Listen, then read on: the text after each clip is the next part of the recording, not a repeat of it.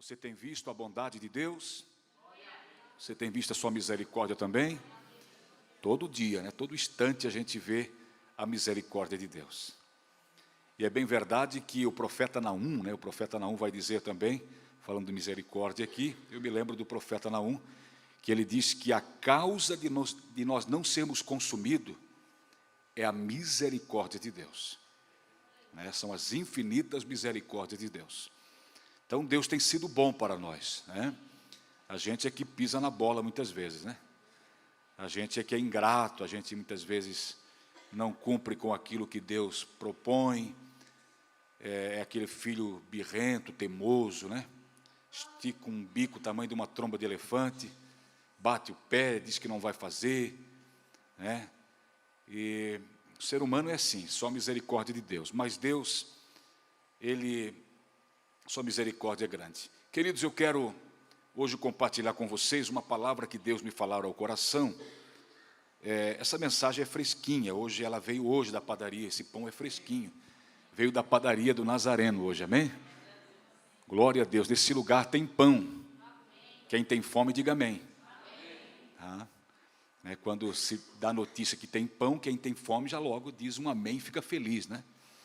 Então nós temos um pão fresquinho da padaria do Nazareno, direto da padaria celestial, né? Para entregar para você. Essa mensagem eu recebi hoje à tarde, num dia chuvoso. Eu tirei um período de oração. Disse para minha esposa, olha, não me atrapalhe hoje, por favor, né? Vamos resolver já as questões aqui, porque daqui um pouco eu vou entrar no quarto ali, eu vou passar um momento com Deus em oração. Aí eu boto um fundo musical, pego a Bíblia e fico ali debruçado em cima da palavra de Deus, orando, adorando a Deus, buscando a Deus. E eu sentia muito forte a presença de Deus e Deus me falando ao coração. Eu falei para os irmãos aqui no início do culto, de domingo para segunda, na noite ali, de domingo para segunda, eu acordei, eram umas 3h30, 4 horas da manhã, e aí eu peguei, muito bem, obrigado queridos, para chegar mais perto aqui, né? E aí eu entre as 3h30 e 4 horas da manhã, eu acordei, depois voltei a dormir, e aí eu tive um sonho assim muito rápido também, mas um sonho muito real, parece que eu estava no lugar mesmo. Eu sonhei com esse lugar aqui, estava aqui dentro, era esse lugar, era a igreja, esse lugar, só que era mais largo para cá assim, era mais largo, bem espaçoso a igreja. Irmãos, e eu vinha pela lateral assim, passando pela lateral no sonho, pedindo licença para as pessoas, porque elas estavam amontoadas pelos corredores assim. E eu na frente eu dizia para alguns irmãos, eu falei para vocês que um dia ia chover na nossa horta. Eu falei para vocês que um dia Deus ia olhar para a gente. Eu profetizei muitas vezes. E aí o sonho acabou. Mas foi muito real. E aí, pela manhã eu já orei e pedi para Deus, Deus, esse sonho tem a ver com o que o Senhor tem para a gente, porque eu sei que o Senhor tem grandes coisas, eu creio, de todo o meu coração. E o Espírito Santo falou bem forte no meu coração, tem meu filho, tem. Amém? Irmãos, os talentos, na parábola dos talentos, você pode observar, lê com carinho em casa, com cuidado, com atenção. A Bíblia diz que o Senhor que deu os talentos para os servos, Ele deu conforme a capacidade de cada um. E Deus já olhou para nós e viu que a gente tem um potencial aqui. Que a gente tem capacidade de cuidar de mais gente aqui. Porque Deus também vai levantar mais pessoas para nos ajudar aqui. Quem está pronto aqui para o que Deus vai fazer na sua vida? Ah, mas pastor, menos eu. Não, é você mesmo. Que Deus vai pegar e vai capacitar. Amém? Deus capacita os escolhidos. Ele escolhe, capacita e usa para a glória do seu nome. E aí, pode ter certeza, vindo mais gente, a gente vai ter que separar mais pessoas para auxiliar, para ajudar. E Deus vai ser louvado, as coisas vão fluir, porque essa obra é de Deus, amém? Glória a Deus. E esse que vos fala aqui, pela misericórdia de Deus, eu sou menor da casa de meu pai, como disse Gideão, e a gente tem andado em sinceridade diante de Deus e da igreja do Senhor. Eu respeito cada um de vocês. Eu respeito cada um de vocês, a confiança que vocês têm na gente, como pastor, como ministro, de chegar muitas vezes, se aconselhar, pedir um conselho, pedir oração. A gente tem esse carinho, esse respeito com vocês. E eu sempre tenho orado e tentado dar o melhor de mim para Deus e para vocês. Amém? Glória a Jesus. Vamos lá então. Abra comigo a sua Bíblia, nós vamos para a palavra de Deus.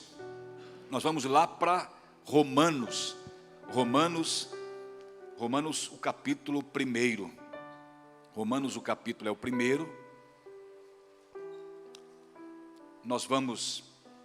Eu gostaria que você deixasse a sua Bíblia aberta.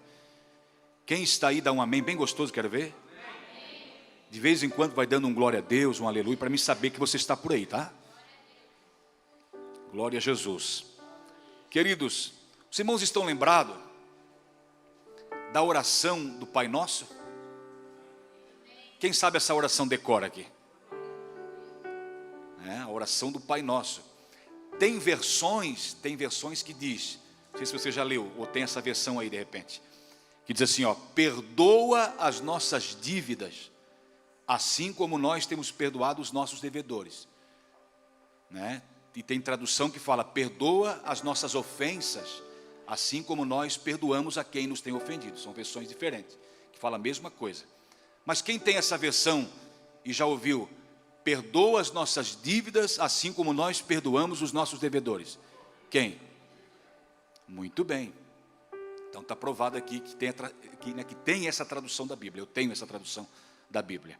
E olha só, sabia que todos nós somos um devedor diante de Deus? Sabia que todos nós devemos? É sobre isso que eu quero falar hoje. Todos nós devemos. Ele nos ensinou a orar, perdoa as nossas dívidas.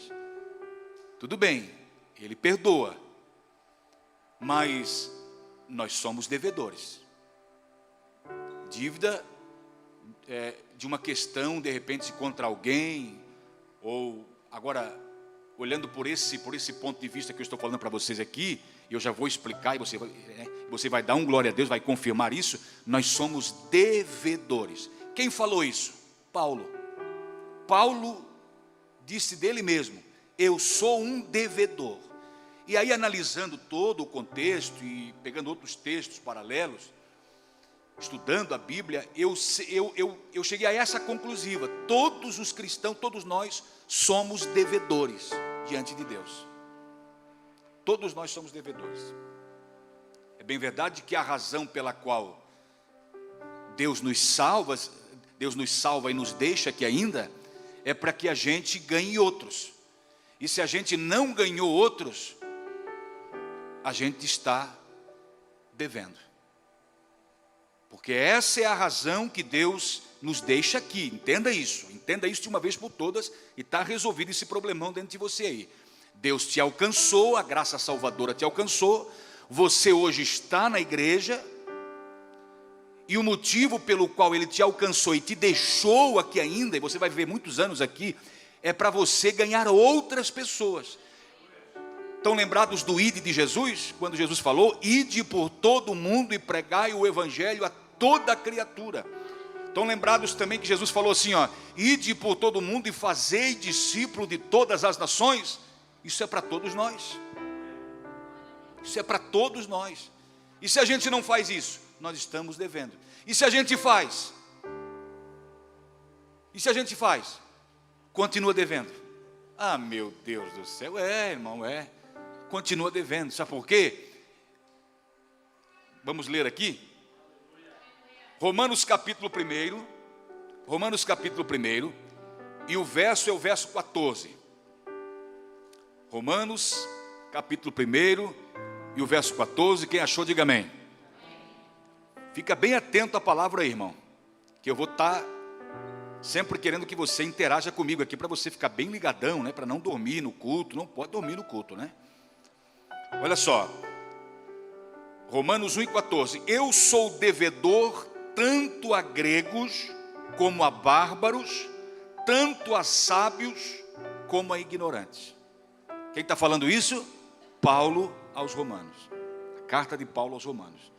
Paulo, olhando para ele mesmo, e vendo tudo que Deus, analisando, olhando para si mesmo e vendo tudo que Deus lhe fizera, a grande obra, a forma gloriosa com a qual ele foi alcançada, e tudo que Deus fez na sua vida, ele chegou a essa conclusiva: eu sou um devedor, tanto a gregos, como a bárbaros, tanto a sábios, como a ignorantes.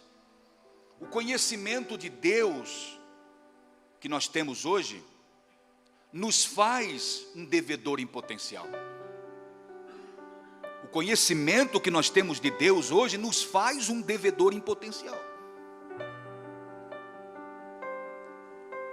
Eu acho que todos os cristãos, eu tenho certeza que todo cristão que se preza, um cristão que foi alcançado, que tem a chama do Espírito ardendo no seu coração, ele não quer ficar só para si o que ele encontrou. Não quer. Ele quer compartilhar. É igual aquela formiga que quando ela acha um torrão de açúcar, ou uma bala no chão muito doce, ela está caminhando entre a grama, de repente ela acha, eu vi essa cena um dia, fiquei analisando, né? Como Salomão ficou observando as formigas, aí depois ele disse, vai ter com a formiga o preguiçoso, porque ele viu como elas trabalhavam. E aí ele disse, vai ter com a formiga o preguiçoso. Eu também fiquei um certo dia analisando, e eu vi uma formiguinha andando no meio da grama, a grama alta, com muita dificuldade, ela ia lá em cima, se pendurava, e caía, se virava, ia entre a grama alta, e de repente ela achou uma bala, que alguma criança passou por ali e deixou cair, uma bala muito doce. E ela achou aquela bala já grudou naquela bala ali, deu uma chupada naquela bala ali, voltou, e de repente, irmão, quando eu olhei, tinha um monte de formiga tapando a bala, cobrindo a bala. Ela foi lá e convocou um monte de amigas, vizinhas, para desfrutar daquela doçura. Amém? E assim somos nós encontramos Jesus.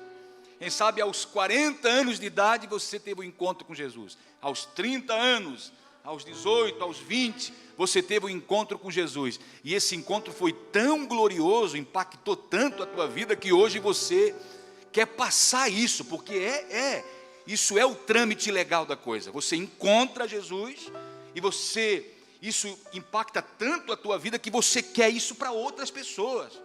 Você pode ver aquele primeiro amor, né? Aqueles primeiros passos, quando a gente dá na fé, a gente quer evangelizar, a gente quer sair falando para todo mundo, a gente se torna até um chato, né?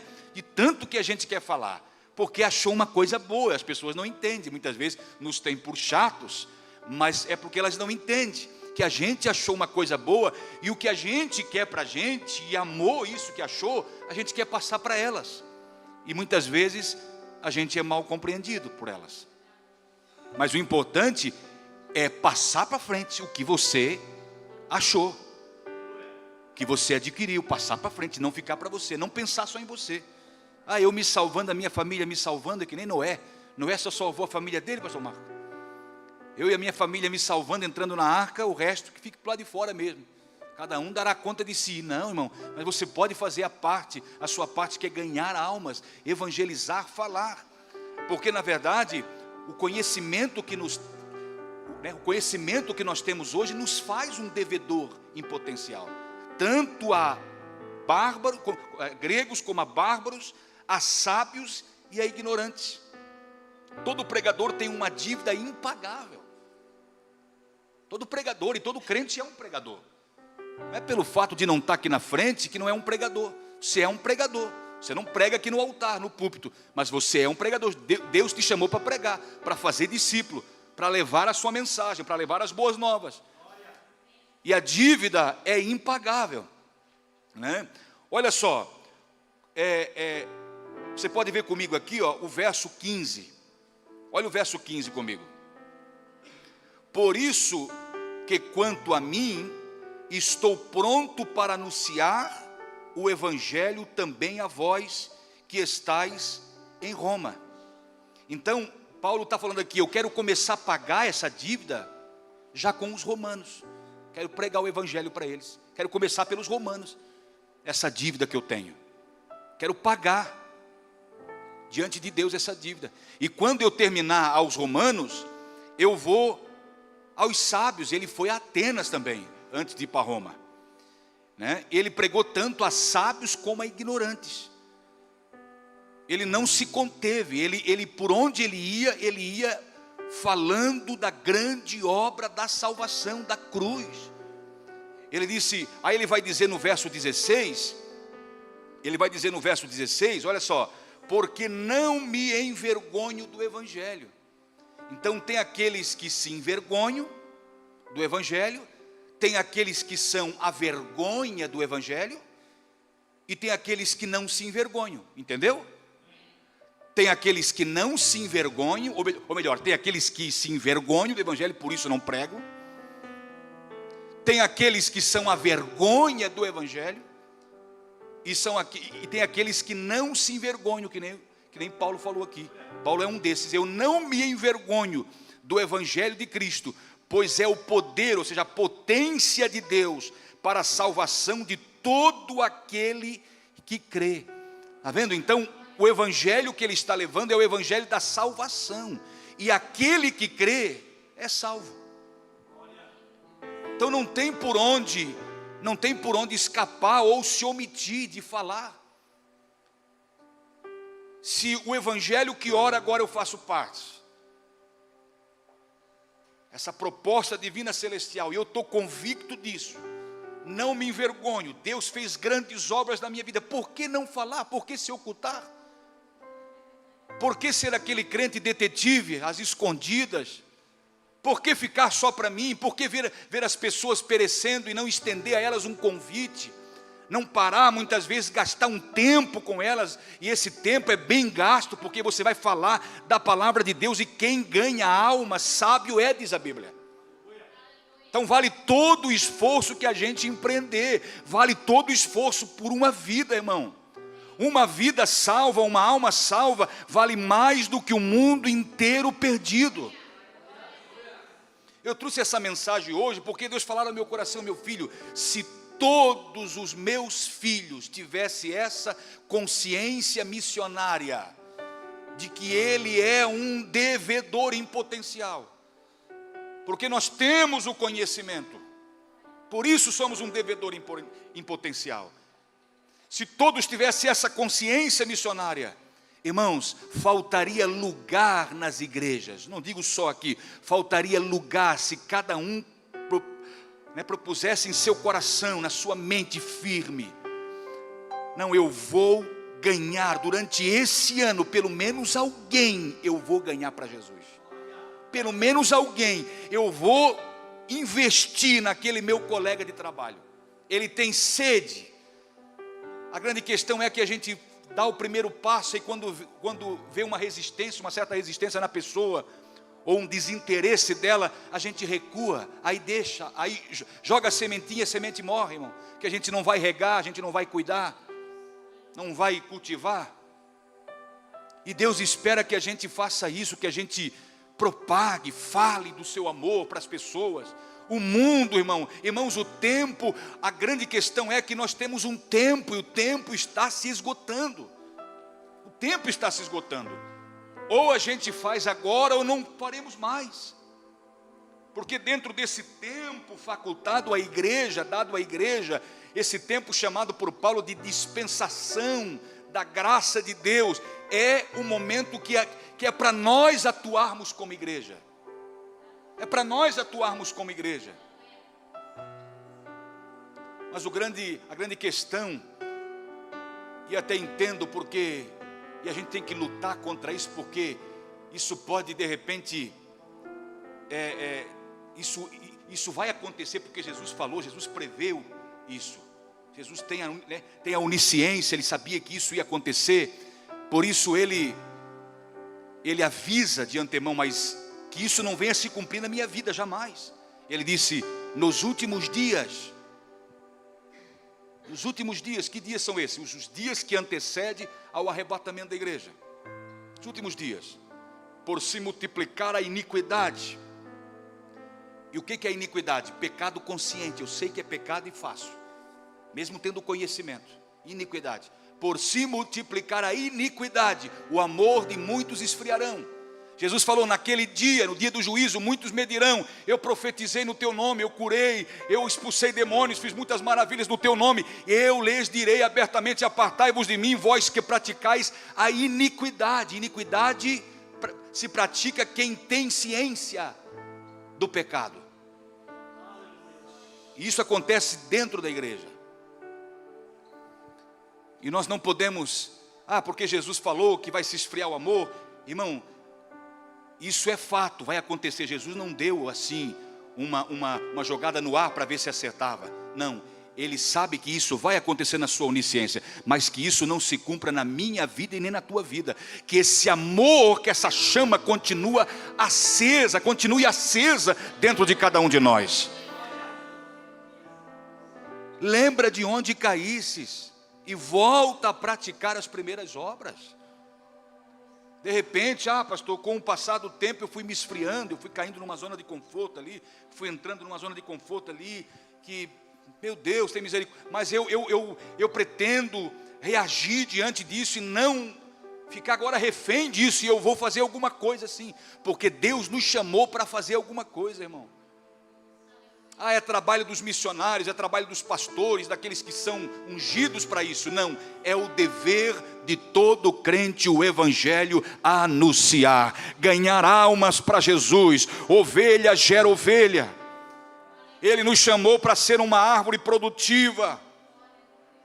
Ele nos chamou para dar resultados, Ele investiu em nós. E Ele acredita nisso. Agora, a grande questão é que muitos não cumprem com o seu chamado porque talvez não entenderam ainda a grandiosidade do que carregam. Estou na igreja, participo, até estou lá no hall de membros, já entrei no hall de membros. A pessoa seguiu todos os passos que era para seguir, mas porém ela entrou numa zona de conforto. Ela se acomodou de um jeito que ela não reage mais para nada. E Deus olha lá de cima, irmão, triste com muitos no meio das igrejas. Porque quantas almas perecendo, quantos que poderiam estar aqui, se você muitas vezes falasse, fizesse um convite, falasse uma palavra, pregasse um momento, tirasse um momento para você pregar. A gente fala em tantas coisas com os nossos amigos, com aqueles que a gente se reúne. Fala de tanta coisa, muitas vezes não tira um tempo para falar do evangelho, da palavra de Deus. Isso é dever de todos nós. Paulo vai dizer também: a mim me foi imposta a obrigação de pregar o evangelho, e ai de mim se não pregar o evangelho. Se os irmãos lá de trás não tivesse pregado, não tivesse cumprido a sua missão, nós não estaríamos aqui. É porque veio lá de trás pessoas cumprindo a missão, ir de pregar, foi morrendo uma geração, surgindo outra, morrendo outra, e foi se levando, foi levando, foi pregando, o tempo foi passando e cada geração fez o seu papel e a sua missão dentro do seu tempo. E nós? Será que é o conforto que está nos atrapalhando? Longe de nós, pelo amor de Deus. Podemos deixar nada nos atrapalhar, nada nos impedir. Glória a Deus, nós temos muitos, nós desfrutamos de privilégios hoje que o povo lá atrás não desfrutou. Nós temos hoje a mídia, nós temos hoje bons músicos na igreja, temos instrumentos, bons profissionais. Nós temos hoje à nossa disposição uma literatura rica, bíblias de estudo, dicionários.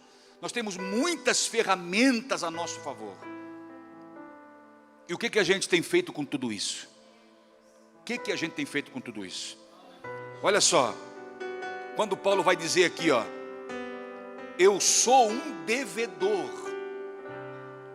Eu sou um devedor, tanto a gregos como a bárbaros, tanto a sábios como a ignorantes.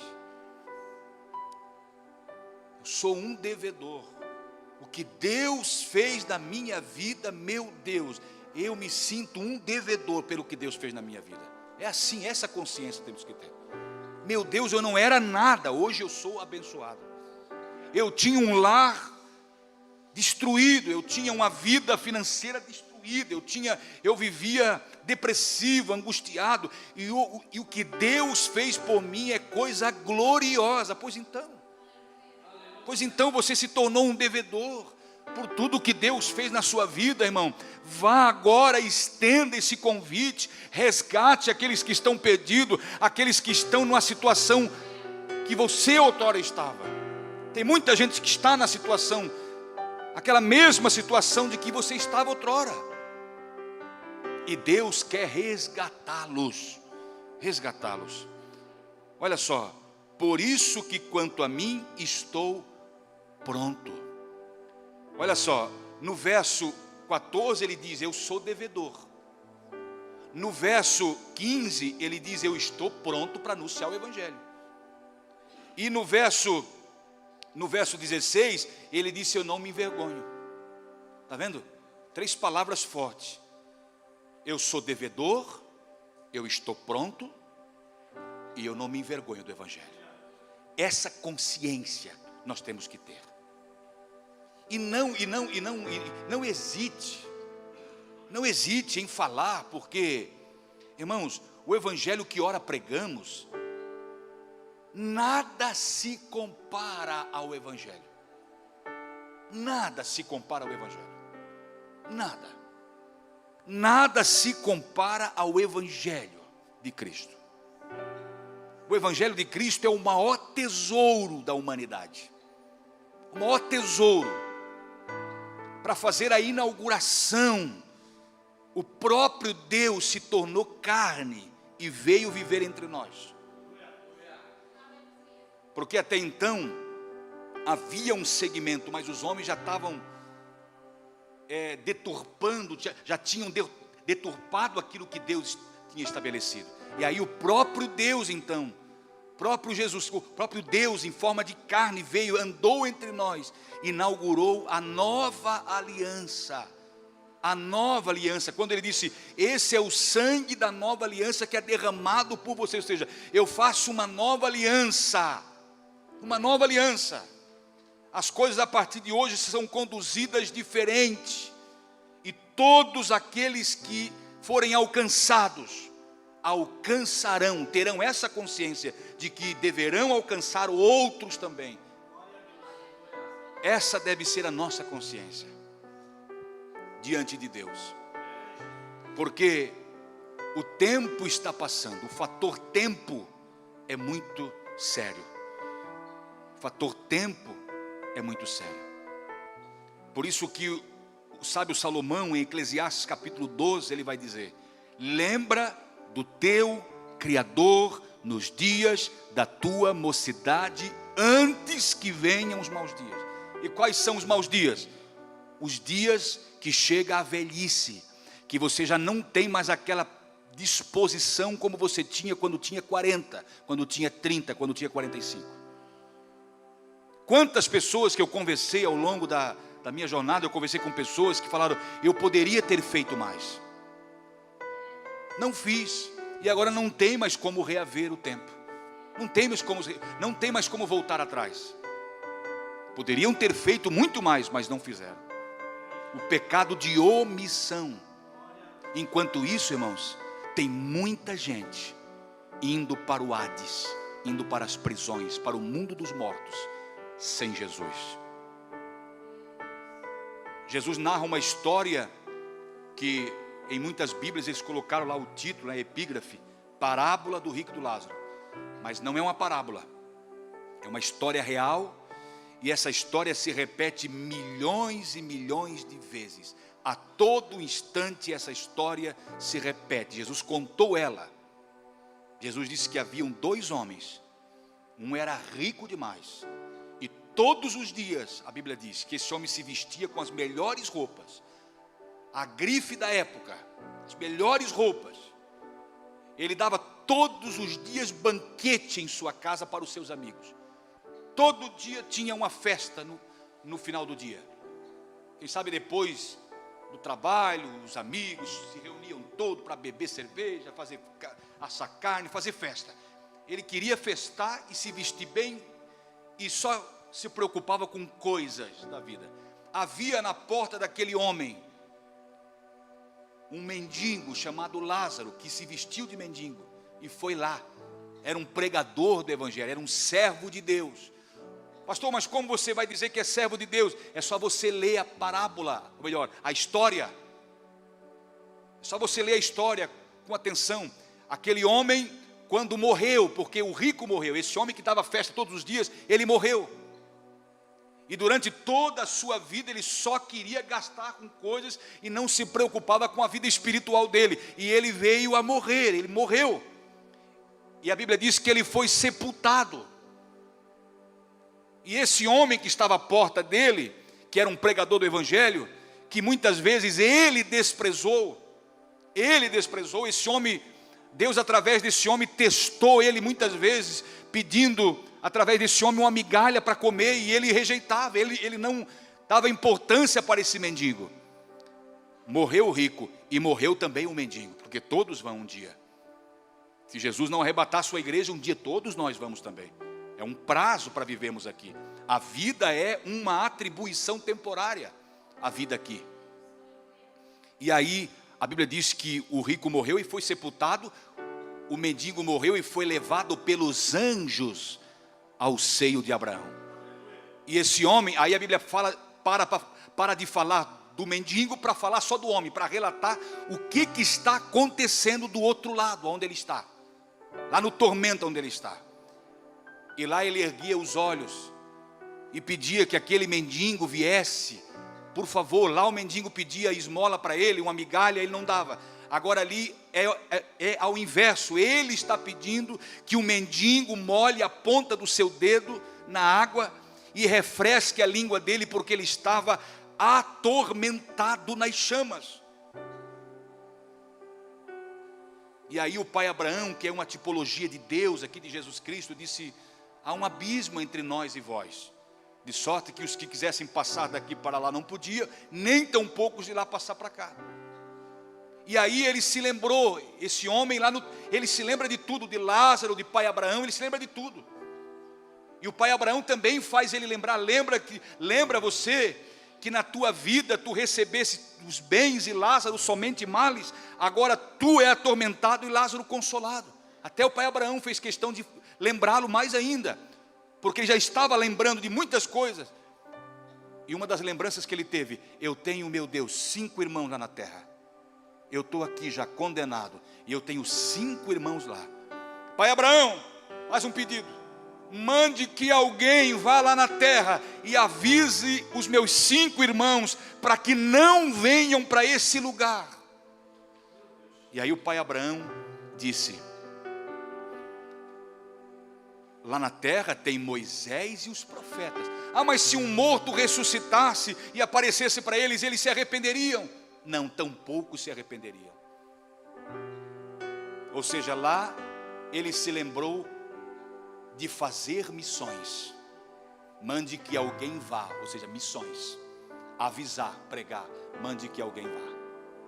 Mas em vida ele não se lembrou de nada, ele só queria desfrutar como se ele fosse viver aqui para sempre. E não é assim.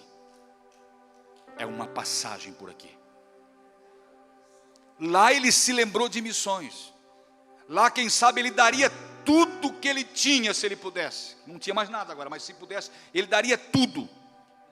Se ele voltasse aqui, talvez ele daria tudo que tinha para que alguém fosse. Se ele não fosse, mas enviasse alguém para ir. Mas agora é tarde demais. Ele morreu um devedor para sempre. Não tem mais como quitar essa dívida de forma alguma. O que ele não fez e não tem mais como agora voltar atrás. Irmãos, isso que Paulo falou que é muito sério. Eu sou devedor. Eu sou devedor. Tudo que Deus fez por mim é muito grande. É muito grande. Eu não merecia, ou você acha que você merecia? Ou já passou pela tua cabeça muitas vezes você, mas eu vim de uma família boa, eu mereço, eu nunca fiz mal para ninguém. Irmãos, nós somos salvos pela misericórdia de Deus, somente pela misericórdia de Deus. E aí agora somos alcançados para que a gente alcance outros. Essa é a multiplicação no reino. Está lembrado de que Deus, quando apareceu para Abraão, disse: Abraão, de ti eu farei uma grande nação. Irmão, já tinha muitas nações na terra, só que as nações que tinham na terra, eles tinham se revoltado contra Deus e tinham estado em comum acordo para fazer uma torre, e Deus desagradara daquele povo, e agora Deus escolhe um homem que a partir dele Deus iria fazer uma nação. É sempre assim, Deus escolhe pessoas para que pessoas multipliquem pessoas, ganhe pessoas, e assim o reino se multiplique. E hoje nós somos a nação de Deus. Pedro vai entender isso nas cartas dele. Pedro entende isso nas cartas, que nós somos povo de Deus, nação santa. Nós somos o povo de Deus. Nós fomos alcançados porque um dia alguém pregou para nós, e assim como alguém pregou para nós, nós temos que também pregar. Paulo se propôs aqui no verso 15 de começar a anunciar o evangelho. Ele disse: eu estou pronto. Se o problema é para você que você acha que você não está pronto, eu quero te dizer que Deus já te deu as ferramentas necessárias. Você que olha para você mesmo e diz que você não é capaz, o Espírito Santo está contigo. Pastor, eu até sou batizado com o Espírito Santo, só que eu não me acho pronto. Então, pelo amor de Deus, como não se acha pronto? Você é batizado com o Espírito Santo. Por que nós somos batizados com o Espírito Santo? Recebereis poder, Atos 1:8, recebereis poder ao descer sobre vós o meu Espírito, e ser-me-eis testemunhas, tanto em Jerusalém como na Judéia, Samaria, até os confins da terra. Ou seja, por que eu recebo o Espírito Santo, o batismo com o Espírito Santo? Para ser testemunha em Jerusalém até os confins da terra. Por que eu recebo o poder do Espírito Santo? Para pregar o evangelho. Não é para ficar falando língua estranha na igreja, irmão. Você acha que essa é a razão pelo qual Deus nos batiza, para ficar dentro da igreja sapateando e pulando? Não, é para nós pregarmos o evangelho. Então nós temos forças para pregar o evangelho. Então você está pronto. Paulo disse: eu estou pronto a pregar o evangelho, a anunciar o evangelho. Também a vós que estáis em Roma. Olhar para mim mesmo e dizer: eu estou pronto, é uma atitude de fé, meu irmão. É uma atitude de fé. Não fique se esquivando a vida inteira. Não, pastor, eu não, tadinho de mim, eu não tenho nem formação acadêmica nenhuma, não fiz teologia, coitado de mim, meu Deus. Irmão, Deus chama os improváveis mesmo. Deus chama os que não são para confundir os que são mesmo. É os pequenos que Deus usa. Eu estava lendo isso hoje ainda. Isso. João capítulo 1, quando ele convocou os discípulos. Sabe para onde ele foi? Ele foi para a beira do mar da Galileia.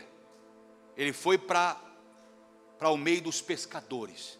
E sabe como é que é pescador, né? São tudo formado, pós-graduado, tem não sei quantos mestrados.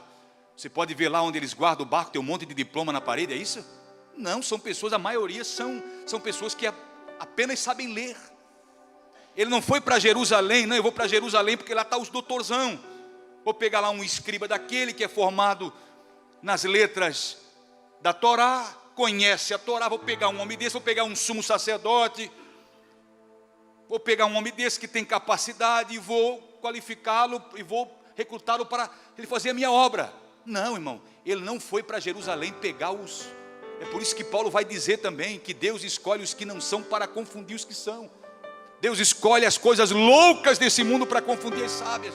Ele foi lá para a margem do mar da Galileia, no meio dos pescadores. Parece que eu vejo assim, ó, aquele tumulto, gente para lá e para cá, puxando rede de calção, puxando rede, pegando, né, o remo, puxando o barco, aqueles afazeres, né, aquele serviço, gente para lá e para cá trabalhando. E chega ele com aqueles passos bem tranquilos assim, né? e começou a recrutar aqueles homens ali que ninguém dava nada para eles. E esses homens foram notáveis na Bíblia. Foram homens notáveis na história. Pedro, né? Olha Pedro, olha o João, que era filho de Zebedeu, Tiago. João teve a revelação do Apocalipse. Mas foram homens que Deus olhou para eles e falou assim, ó. Por isso que ele vai dizer: eu farei de vós pescadores agora de homens. Sabe por quê? Porque eles tinham todas as características que precisavam, todos os requisitos que precisavam para o ministério. O pescador, para pescar, ele tem que ter paciência, sim ou não? Sim ou não?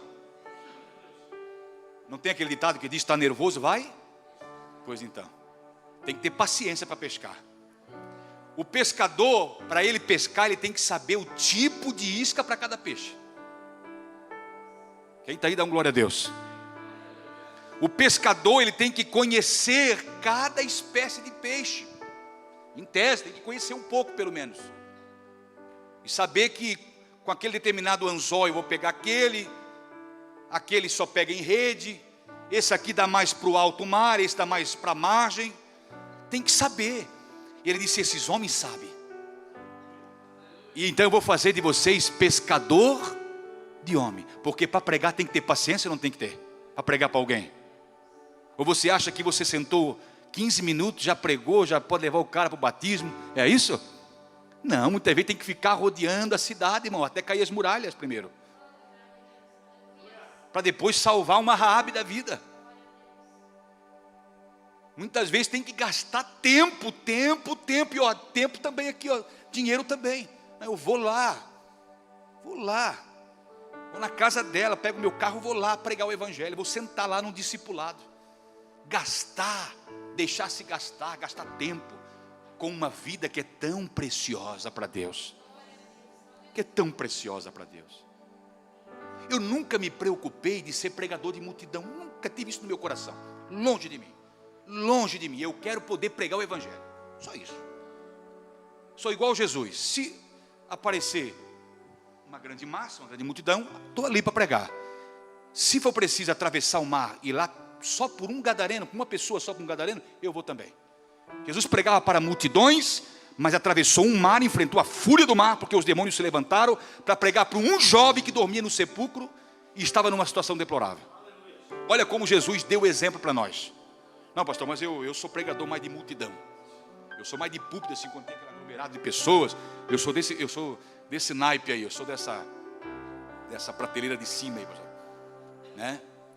Esse negócio de corpo a corpo, uma pessoa só, eu não vou gastar meu tempo precioso. Longe de nós esse tipo de coisa, de pensamento. Amém?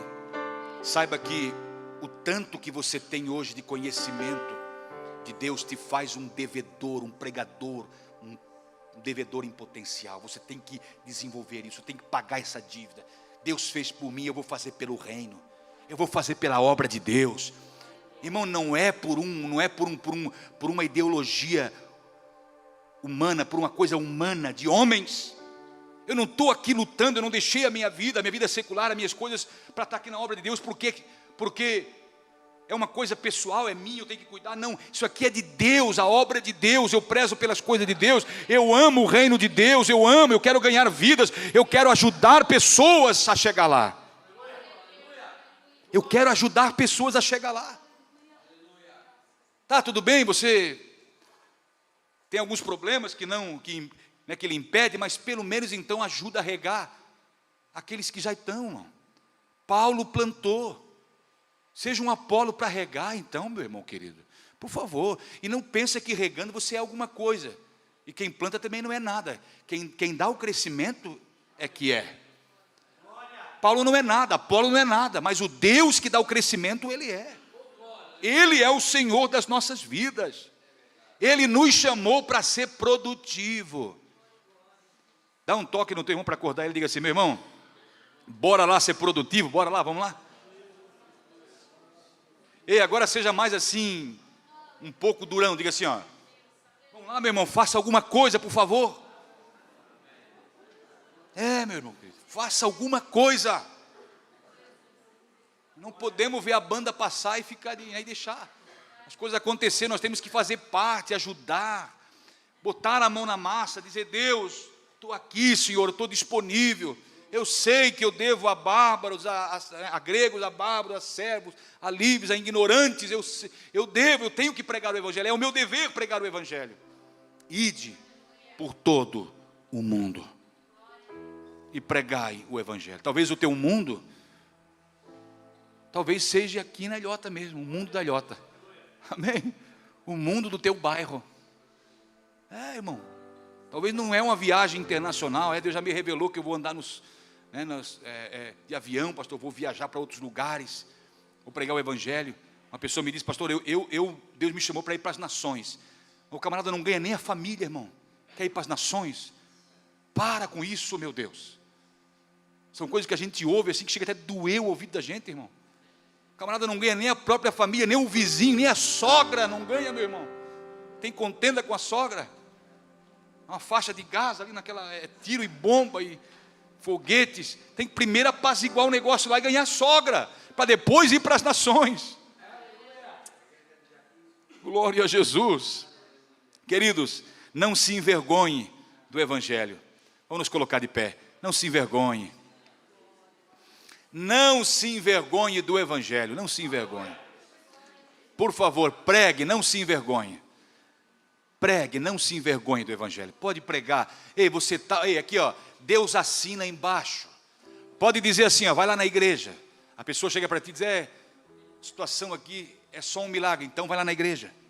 Desafia ela. Mas o grande problema é que nem a gente crê. Como é que vai desafiar, né? A pessoa crê, se nem a gente crê. Mas se você crê, você pode dizer: vai lá na igreja. Vai lá, vai numa quarta-feira lá. Faz lá 7 quarta-feira pela tua situação aí, pela tua família. Deus vai restaurar a tua família, teu casamento. Mas a gente está tão olhando para a gente mesmo, para o nosso umbigo. E na hora da situação a gente grita assim, ó: salve-se quem puder.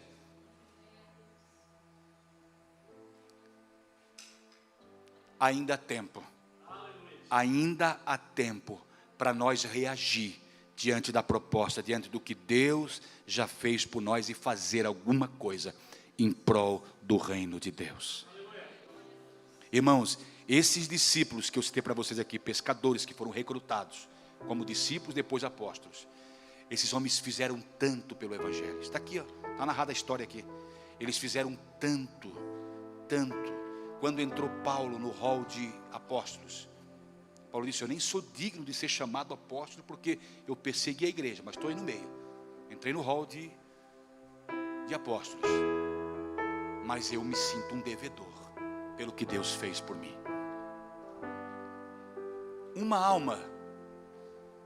alma salva vale mais do que o mundo inteiro perdido. Você é capaz de fazer qualquer coisa por uma alma, assim como Deus fez por você? Faça, irmão. Faça enquanto é tempo.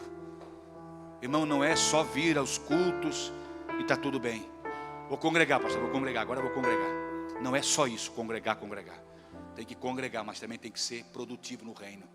Tem que ganhar almas, trazer outras pessoas. Tem pessoas aqui, eu não vou citar nomes, tem pessoas que eu admiro aqui na igreja. Tenho uma admiração toda especial por essas pessoas.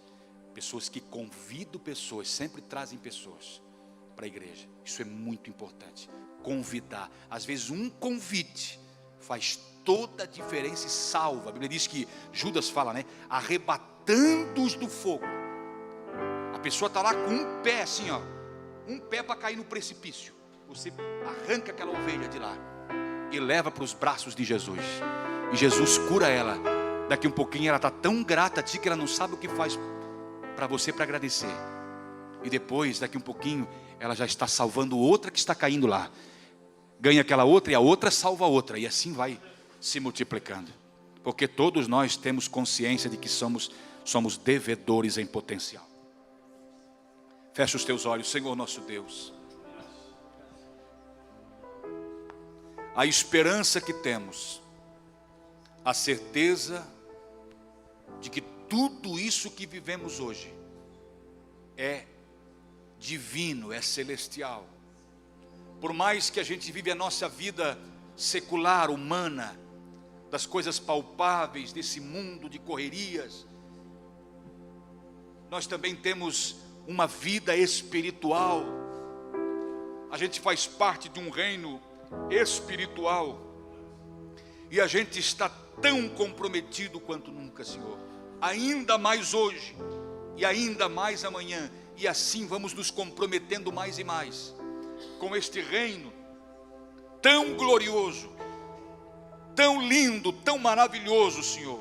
Tudo isso que o Senhor fez por nós, essas maravilhas, esse entendimento, esse conhecimento, essa luz que resplandeceu na nossa mente, no nosso coração, para iluminar a nossa vida, porque lâmpada para os meus pés e luz para o meu caminho é a tua palavra. A gente quer levar isso a outros, a gente quer estender esse convite, a gente quer trazer outros à luz também, arrancando-os das trevas. Deus nos ajuda para que possamos ser agentes de transformação, influenciar essa geração e não ser influenciado, influenciadores de Jesus.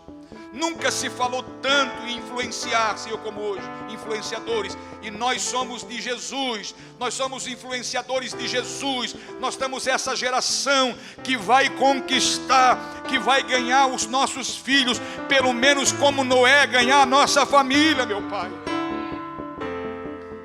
Nos ajuda, meu Deus, nos capacita cada dia mais. Escute esse louvor, coloque a mão no seu coração, ouça essa canção e deixa o Espírito Santo falar mais ao teu coração. E Ele abriu mão de sua glória, sangrou no madeiro por mim, me conectou, salvou. Oh Deus da glória infinita, Ele me deu um destino, uma cabe um pouco de vinho, Ele me deu um são, cajado e pão. Deus bendito, Pois um anel em meu dedo e tirou medo. aleluia. Novas sandálias pra suportar o rir. Pois um anel em meu dedo e me tirou medo. Novas sandálias de silva.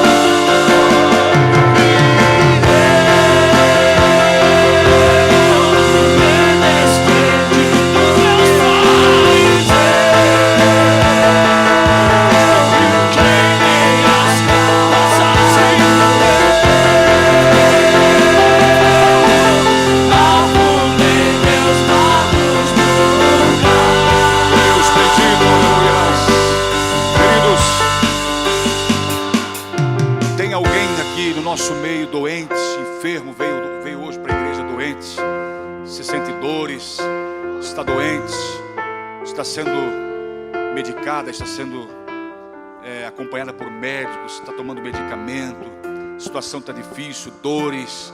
Vem aqui na frente, nós queremos orar por você. Se você acreditar que Deus pode fazer uma obra poderosa na sua vida, venha, porque Deus vai fazer. Os obreiros pegam um óleo agora aqui. É uma ordem, é uma direção de Deus, é um direcionamento de Deus. Se você crê, pastor, pressão desregulada, situação difícil, tem hora que dá aquelas tonturas, dói a cabeça, vem aqui na frente, nós vamos orar por você. Se você também quer representar alguém da sua casa, da sua família que ficou lá doente, venha para frente também, nós queremos orar também. Isso, os obreiros pegam óleo aqui, os pastores, vamos orar. impondo as mãos. Isso, impõe as mãos. Jesus disse: em meu nome porão as mãos sobre os enfermos e os curarão. Eu estou só fazendo, meu Senhor, aquilo que o Senhor disse que é para fazer. Em meu nome porão as mãos. É isso que estamos fazendo, nada mais do que isso, Senhor. Nós não estamos inventando coisas aqui, Senhor. Nós estamos fazendo aquilo que o Senhor disse que é para fazer.